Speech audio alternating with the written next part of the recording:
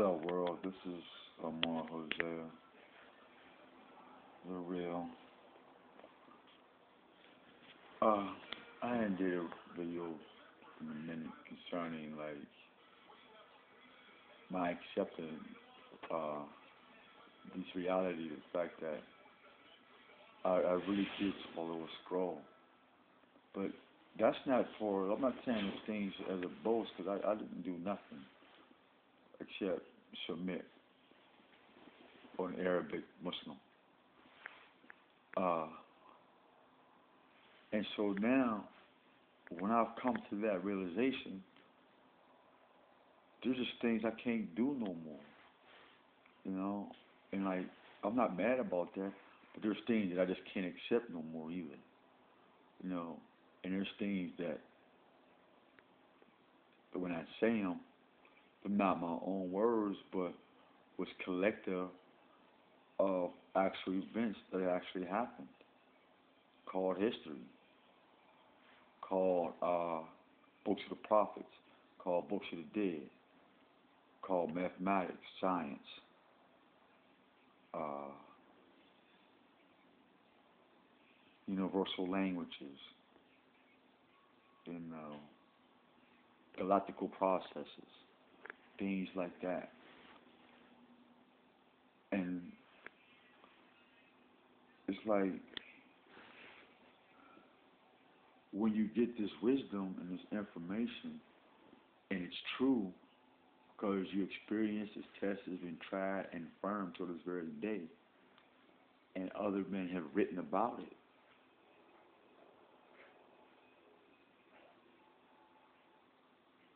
And then it's like when you add Kool-Aid to it, meaning different flavors of what people like, be it cars, work, hate, things that are wicked, and they find them beautiful, or things that are beautiful, they find them wicked. You know, that dualistic mind type of training from birth that slavery breeds. You know, we can only but get emotional and characteristic about it, and then call it art.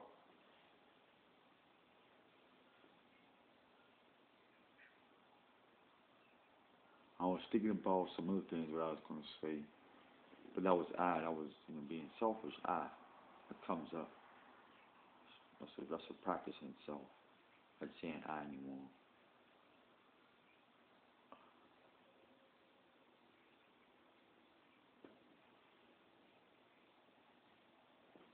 When we ask for certain gifts of the spirit, you can't be a coward, male or female, audience, rich or poor audience.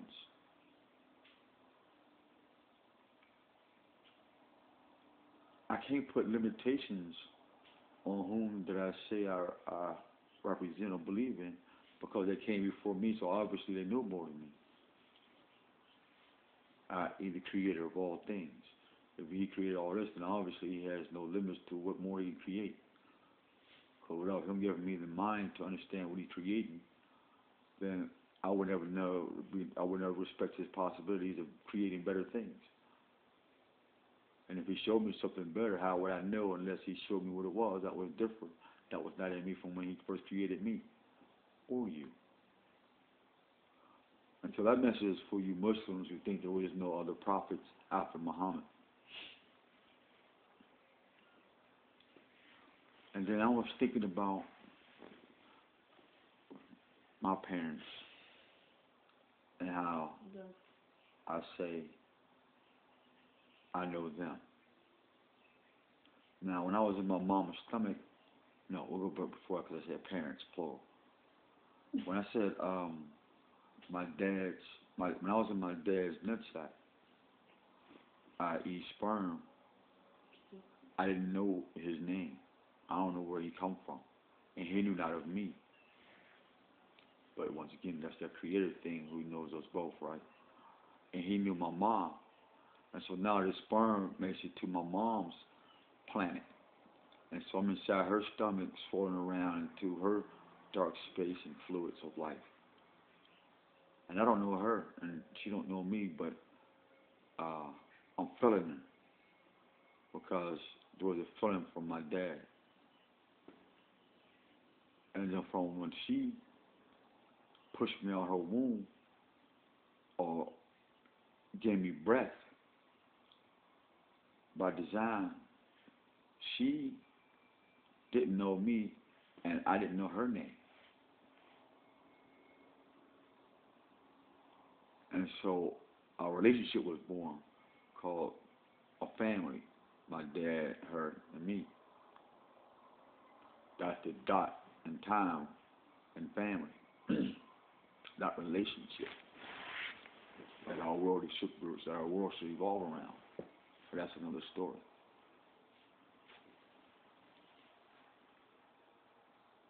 So now, when I say, and so 10 years later, my mom knew somebody else and he knew her, and I had a brother. And so she told me his name, and I learned his name. She asked me, she trusted me with him, and I did my part, and I loved him, and he loved me, and we grew up together, and I became a part of him, and he became a part of me. So that's my brother, I know him. And so, and everything I do, and in my nephew, he's been resurrected. And so now, when I talk about my brother Yeshua of Nazareth, called Christ, the Messiah in the actual Hebrew language, whom the Gentiles and the heathens called Jesus. If you know him, then you would have done the same thing like you did your own brother or your own sister, or how you found out who your real mother or your real dad was, or when you found out, like on Maury, who's the father. So you have to ask yourself, am I the brother? How can I be the Messiah's brother? How can I be related to him in spirit and in mind and body? And so when you look at the fact that he wore clothing that had tassels on it called pomegranates, that are called Indian apples. On the cross, Eloi Sabatini. Tempted, he quoted Deuteronomy, thou shalt not live on bread and water alone, but for every word that proceedeth from the mouth of the Lord.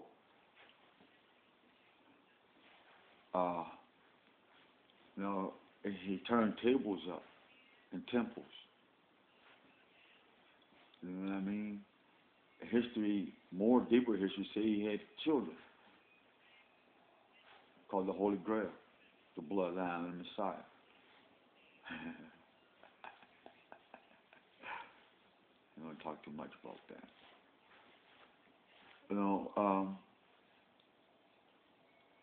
And so when you talk about sciences, from the tribe of Judah, the line of Melchizedek ordered the priests, all these churches, or what they're called black churches, and spiritual people like the Naphatar brothers, which are called the Native Americans, which is well put. That's cool. Some of our brothers too, by blood, not by blessing. God had our own personal blessings. So you have to ask yourself, are you really a Christian? Because if you don't know that Yeshua, that's his name, not Jesus, if you don't know that he spoke Hebrew fluently, if you don't know that he practiced the Sabbath rigorously, and in the fact that he was a Nazarene,